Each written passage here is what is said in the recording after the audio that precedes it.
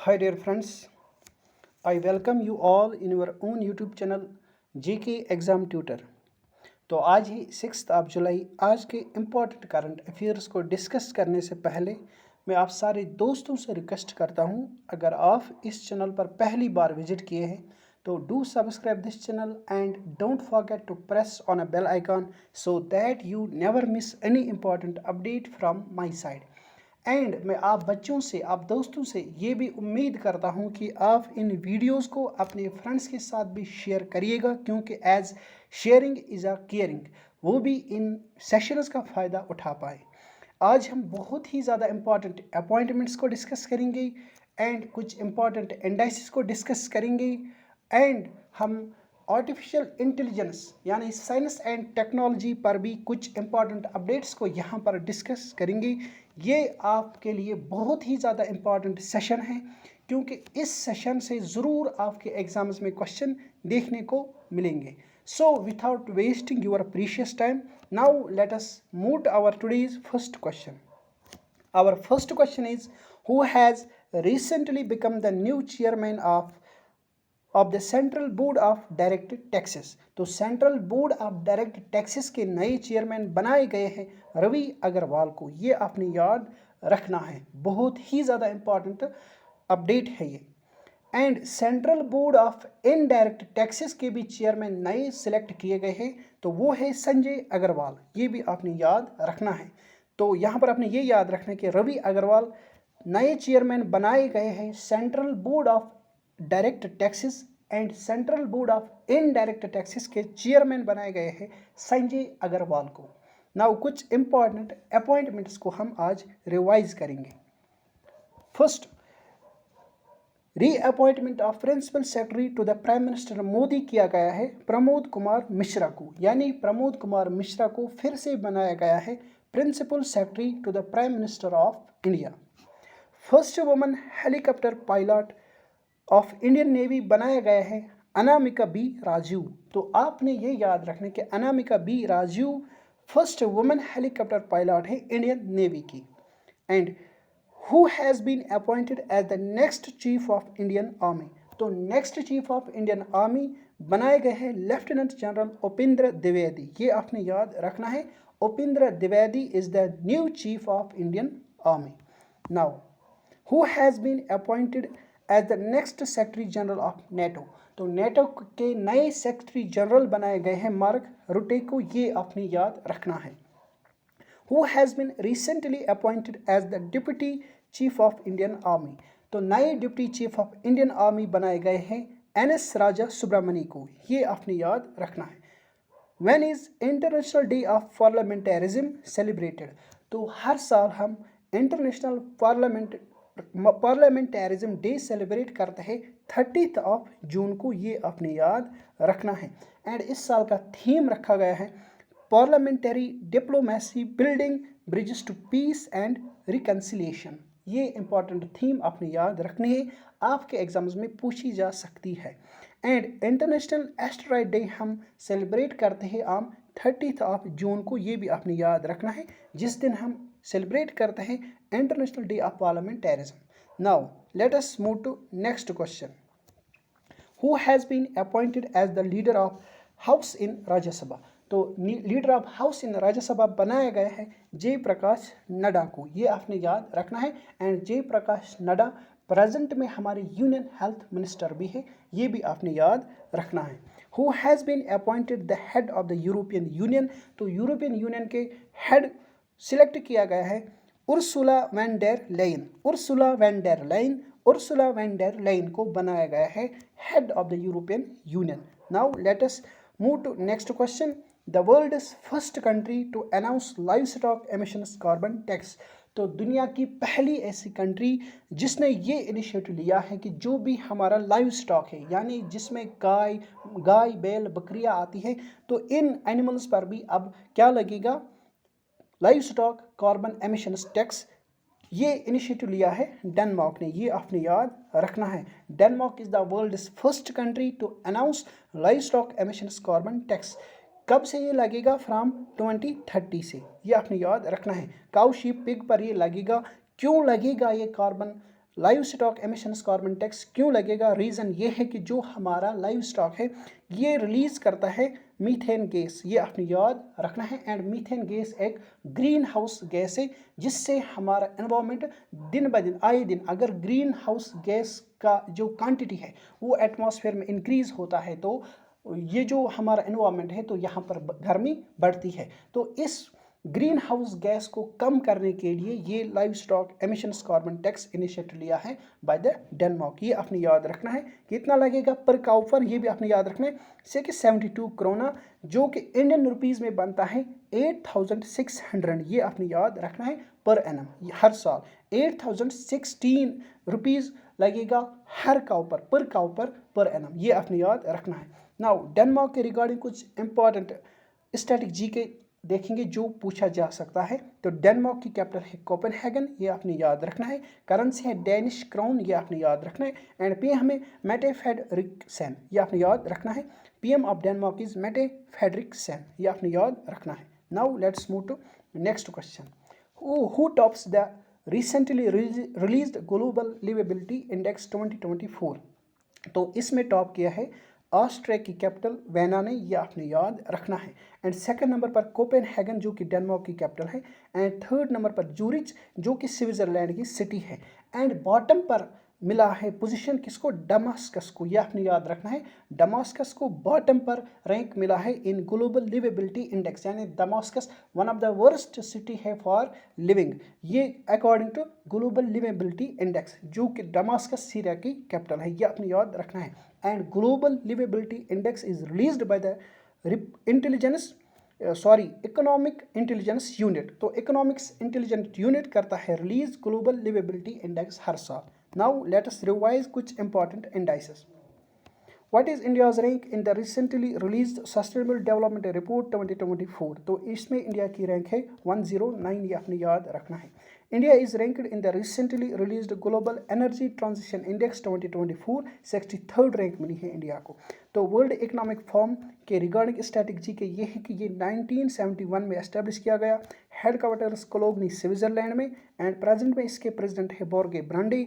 And founder है economic forum, world economic forum के Claus scab जो कि जर्मन है। तो कुछ important indices world economic forum जो रिलीज करते हैं उनमें global gender gap index, global competitiveness index, energy transition index, global travel and tourism index. And यहाँ पर आप ये भी याद रखोगे कि रेनबो टूरिज्म समिट 2024 नेपाल में कंडक्ट की गई। India first submarine tourism summit ये डवारका में कंडक्ट की गई। Now let us revise other indices. What is India's rank in the recently released Global Peace Index 2024? तो इसमें इंडिया की रैंक है 116th। And global peace index release करता है institute of economics and peace. And India की rank 116th है। Top है Iceland, second number पर आयरलैंड एंड थर्ड नंबर पर ऑस्ट्रिया। लास्ट पर यानी बॉटम पर जिसको रैंक मिला है वो है यमन जिसका रैंक है 163rd। What is India's rank in the recently released global gender gap index 2024? तो 129th रैंक मिली है इंडिया को in global gender gap index 2024। And global gender gap index is released by the world economic forum. And India की rank है 129th out of 146 countries. Top है Iceland, second number पर है Finland, third number पर Norway and last जो rank में आया है वो है सूडान 146th रैंक में। Now let us revise other indices. What is India's rank in the recently released Environment Performance Index 2024? तो इसमें इंडिया को रैंक मिली है 176 and this index is released by the Yale center for environment law and policy. And ये environment performance index हर 2 साल बाद release किया जाता है। इंडिया की रैंक है 176। टॉप है एस्टोनिया, सेकंड नंबर पर लग्जमबर्ग एंड थर्ड नंबर पर जर्मनी। एंड लास्ट यानी बॉटम पर जिसको रैंक मिला है वो है वियतनाम 180th रैंक के साथ। Who has become the richest person of Asia? तो एशिया का रिचेस्ट पर्सन बना है गौतम अडानी, ये आपने याद रखना है। कितनी वेल्थ है इसके पास? तो $111 बिलियन। एंड सेकंड नंबर पर है तो ग्लोबल रैंक 12th नंबर पर है अंबानी जी, ये आपने याद रखना है जिसकी वेल्थ है $109। एंड इंडिया में इसकी रैंक है सेकंड। एंड टॉप यानी वर्ल्ड का रिचेस्ट पर्सन है बर्नार्ड अर्नोल्ड, ये आपने याद रखना है। Now let's move to next update. Who has top the global cities index 2024। तो न्यूयॉर्क ने इसमें टॉप किया है जो कि यूएसए की सिटी है। एंड सेकंड नंबर पर लंदन है जो कि यूके की सिटी है। थर्ड नंबर पर सैन होजे जो कि यूएसए की सिटी है। टोक्यो जो कि जापान की सिटी है, ये फोर्थ नंबर पर है। एंड पेरिस जो कि फ्रांस की कैपिटल है, ये फिफ्थ नंबर पर है। ये आपने याद रखना है। तो टॉप इंडियन सिटीज़ में दिल्ली जो कि इंडिया में फर्स्ट रैंक पर है एंड ग्लोबल रैंक इसको 350 मिली है। बेंगलुरु जो कि इंडिया में सेकंड रैंक पर है एंड ग्लोबल रैंक है 411। मुंबई जो कि थर्ड रैंक पर है इंडिया में एंड ग्लोबल रैंक है 427। चेन्नई जो कि इंडिया में फोर्थ रैंक पर है एंड ग्लोबल रैंक है 472। कोची जो कि इंडिया में फिफ्थ रैंक पर है एंड ग्लोबल रैंक है 521। What is India's rank in the ongoing travel and tourism development index 2024। तो इसमें इंडिया की रैंक है 39th, ये आपने याद रखना है। And this index is released by world economic forum and इस travel and tourism development index में टॉप पोजीशन मिली है यूएसए को, ये भी आपने याद रखना है। यहाँ पर आप ये भी याद रखोगे कि नेशनल टूरिज्म डे हम हर साल 25 ऑफ जैन को सेलिब्रेट करते हैं एंड वर्ल्ड टूरिज्म डे हम हर साल 27 ऑफ सितंबर को सेलिब्रेट करते हैं। यहाँ पर हम कुछ स्ट्रैटेजी के देखेंगे रिगार्डिंग वर्ल्ड इकोनॉमिक फोरम। तो इसको एस्टेब्लिश किया गया है 1971 में। हेडक्वार्टर कोलोगनी स्विट्जरलैंड में है। प्रेसिडेंट है बॉर्गे ब्रांडे एंड फाउंडर है क्लाउस स्कैब जो कि जर्मन के हैं। कुछ important indices release by the world economic forum: global gender gap index, global competitiveness index, energy transition index, global travel and tourism index. These are the important indices released by the world economic forum. तो rainbow tourism index 2024, rainbow tourism summit 2024 Nepal में conduct की गई। India's first submarine tourism summit 2024 Dwarka में conduct की गई, ये आपने याद रखना है। Now where has the first advanced artificial intelligence system detecting forest fires been launched. तो यहाँ पर हमसे ये कहा गया है कि वर्ल्ड तो first artificial intelligence based system जो कि डिटेक्ट करेगा फॉरेस्ट फायर्स को कहाँ पर लॉन्च किया गया। तो our right answer is option number D, Pench tiger reserve. And Pench tiger reserve हमें मिलता है एमपी एंड महाराष्ट्र के बॉर्डर में।